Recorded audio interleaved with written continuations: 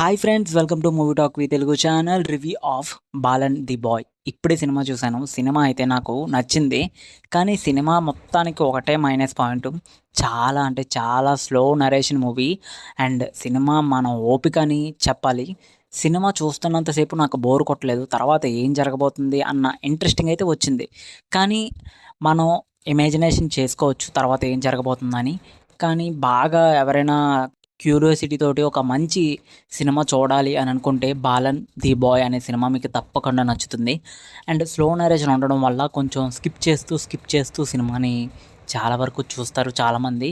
And cinema మొత్తానికి camera angles గానీ, అలాగే విజువల్స్ కానీ చాలా అంటే చాలా బాగా పర్టిక్యులర్‌గా డైరెక్టర్ ఈ పాయింట్‌ని బాగా యూజ్ చేసుకొని సినిమాని చాలా క్రియేటివిటీగా తీశారని చెప్పాలి. అండ్ చాలా తక్కువ క్యారెక్టర్స్ తోటి మూవీని చాలా బాగా ఇంట్రెస్టింగ్‌గా తీశారు డైరెక్టర్.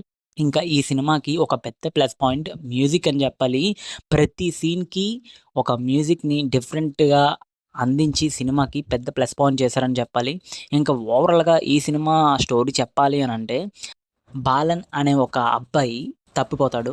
తర్వాత వాళ్ళ అమ్మని కలిసాడా లేదా అన్నది స్టోరీ లైన్. వినడానికి చాలా సింపుల్‌గానే ఉంటుంది. అందులోని ఎంత ఎమోషన్ ఉంటుందో మీరు ఈ సినిమా చూస్తే మీరే అర్థం చేసుకుంటారు.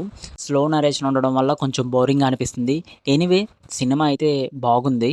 అండ్ సినిమాలోని విలన్ లాస్ట్‌లోని ఉండడని తెలుస్తుంది. అప్పుడు చాలా డిసప్పాయింట్ అవుతాం. స్టోరీ లైన్‌ని ఇంకా రివీల్ చేయను. మీకు సినిమా చూస్తే మీకే అర్థమవుతుంది. సో, ఈ సినిమాకి ఓవరాల్‌గా రివ్యూ చెప్పాలంటే ఫస్ట్ హాఫ్ బాగుంది. సెకండ్ హాఫ్ కూడా బాగుంది. మ్యూజిక్ బాగుంది. స్లో నరేషన్ ఉండడం ఒక మైనస్ పాయింట్. ఓవరాల్‌గా ఈ సినిమాకి నేను 5కి 3 ఇస్తున్నాను.